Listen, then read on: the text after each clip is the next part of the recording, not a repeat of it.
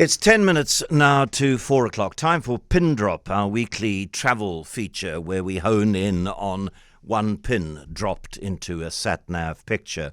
And I was saying to Pippa earlier that whenever I travel, whether I'm traveling in the Northern Cape or whether I'm traveling somewhere in Europe or in another part of the world, I am drawn to cemeteries. I'm drawn to how people remember those who have moved on. The simplicity, the grandiosity of the tombstones, the kinds of messages, the ages at what people die. Sometimes cemeteries have famous people in them, and I'm interested in that, but I'm also really interested in the citizens who are interred there. Père Lachaise in Paris, in France, is a wonderful one. Highgate Cemetery in London, the Brompton Road Cemetery in London, La Recoleta in Buenos Aires in Argentina, the Central Cemetery in Vienna, the Milaten Cemetery in Cologne, Arlington National Cemetery in Virginia in the USA. These are all famous ones, but these little plaas, begrafplekke are also intriguing. And here in Cape Town, not too far away from where we are broadcasting on the slopes of Table Mountain above Boerkaap, is I'm sure the oldest, potentially, almost certainly, the oldest place of burial in the Cape, the Tana Baru Cemetery. And it was closed officially in the 1860s, so it hasn't had any new interrals for 170-odd years, but it is still being looked after by the Tana Baru Trust. And Akbar Khalfe of the Trust, the treasurer, joins us now. Akbar, good afternoon. Good afternoon, John. Thank you very much for hosting us. I'm very glad that I am able to talk to you because it's a place about which not enough Cape Townians know the history, know the significance of it. I read Ahmad Davids's book some years ago, which told me a lot that I didn't know at the time. Is it a place that people can still visit under certain circumstances? Yeah, it was closed in 1886 by the government decree because of the Public Health Act, etc. I think it was the 17th of January 1886. It was closed. And since then, it was never opened again. Not even for casual visitors? Yeah, it was open, not apology, let me explain. But it wasn't open, it hasn't been open for burial, yes, but it has been open for visitation. And is it visited? I mean, I can understand that there are people who have familial genealogical links to those who are buried there, and they would want to stand in front of the graves and pay homage. But is it part of the Boerkaap sort of tourist experience in a way? Yes, it is. In fact, we get quite a lot of tourists that do come there and to pay homage to those noble souls that are buried there, etc. Because there's people from different cultures. A lot of the families that we have here, their lineage comes from their forefathers are buried there, etc. So you've got families that sort of come there, settler, and there's one of the people there, Sheikh Abu Bakr Effendi from Turkey. So whenever there's a Turkish delegation that comes, they make a point of visiting that particular site as well. But on a daily basis, we do have the visitors coming in, and it's a lot of the tour guides know about the Tana Baru. So when they come to the Boerkaap, one of the areas of visitation is the Tana Baru burial ground. And obviously there's going to be some debate, well, I suspect there's going to be some debate about when the first burial took place, but there are suggestions it was as long ago as 1770-odd. Yeah, it was. Yeah, I think that we did. As you said, after Dr. Ahmad David's book, they talk about sort of the land being granted in 1805 already, but there were already burials happening besides the Tana Baru in the late 1770s already, etc. So I think the formality in terms of the granting of the land came in about 1805, etc. There were 3 pieces of burial ground that was granted to the Muslims at the time. For burial purposes. And that followed the granting of religious freedom in this part of South Africa in 1804. So this was a sort of practical follow-on from that. Yeah, it was done by the Batavian Republic officials in 1805.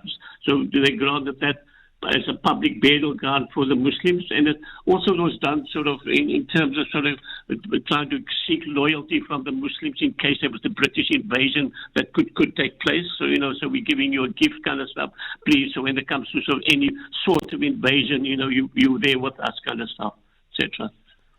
And it would then have been sort of officially opened as a Muslim burying place from 1805 to 1886, 81 years, and a lot of very significant Muslim people who are very significant in Muslim history in South Africa were buried there. Yeah, I think we regard the Tana Baru as always being regarded as the most sacred of the Muslim cemeteries of Cape Town, because within its confines are buried some of the more respected founders of the community, men and women who to this day are honored for the roles they played in the establishment and spread and consolidation of Islam in the Western Cape.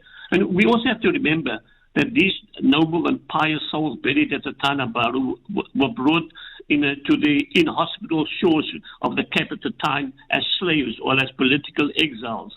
They were stripped of their names and as part of the dehumanizing process, subjugation, hardship. But however, through courage, through patience, and through perseverance, they survived and built the foundation of Islam as we know it in the Western Cape. In essence, we can say that the Tana Baru holds a specific place in the heart of the community, as those noble souls buried at contributed significantly to many facets of South African lives. Thus, the history is worthy of preservation, not only by their descendants, the Cape Muslims, but also all South Africa, irrespective of religious persuasion. And as I said, a lot of families' lineage comes from the people who are buried there. And there's lots of graves there. Some are more known than others. When the Tana Barus started as a preservation of the Tana Baru by the late Imam Abdul Rahman Basir, etc., when they started cleaning up, through sort of a century has passed, and you see the soil erosion, weather erosion, and when it was started being cleaned up, only then did you see these sort of graves or tombstones that were there, etc. And you could see the whole precinct is actually a cemetery. No one can say that corner is not there. Akbar, you mentioned the cemetery being closed because of public health concerns. There were smallpox outbreaks at the time, and the Muslim community was very upset because what they were saying at the time was, look, we bury our dead considerably deeper than the people bury them in Somerset Cemetery just down the road, and we bury them at a depth where the corpses do not pose a health risk, and there was a lot of unhappiness, and I know from a friend of mine who studies Cape Town history that there were several days of very unhappy protests by the Muslim community at the closing of the cemetery. Yeah, no, that's correct. I think when the closure happened, the authorities at the time did not even inform the Muslims that we're closing the cemetery. So be that as it may, there was, correctly point out, that there was an uproar, there was a protest, etc. So there was an individual by the name of Abdul Burns, etc., in 1886 January, a few days after they closed it, and there was a child that actually passed away. Okay, and they the grave of the Rhoda child, etc., whose burial symbolized Muslim resistance in 1860. So Abdul Burns and 3,000 people in the community marched towards the cemetery in defiance of that closure, and they actually still buried that child, etc. So we've actually made, as part of the sort of recognition, etc., when you walk into the cemetery, you can see the grave of the child, of the Rhoda child that is buried there. So through that, that symbolized Muslim resistance, okay? And obviously quite a few of the leaders at the time were arrested, whatever, because in defiance of that. But that was the last burial which took place at the Tana Baru, which is on the 17th of January, 1886. Thank you very much for that history and that geography, pin dropping on the Tana Baru Cemetery burial ground. We've been speaking to the Tana Baru Trust Treasurer, Akbar Khalfe. Lisa saying, I also love cemeteries. Have you been to Highgate in London? Yes, I did mention that. I prefer the Brompton ceremony. I'm not quite sure why, but I prefer wandering around there above Highgate. And then there was somebody else, Lynn, saying, my husband and I found the cemetery at Pilgrim's Rest very interesting. Also found Arlington Cemetery in Washington, the military ceremony that went with it, very moving.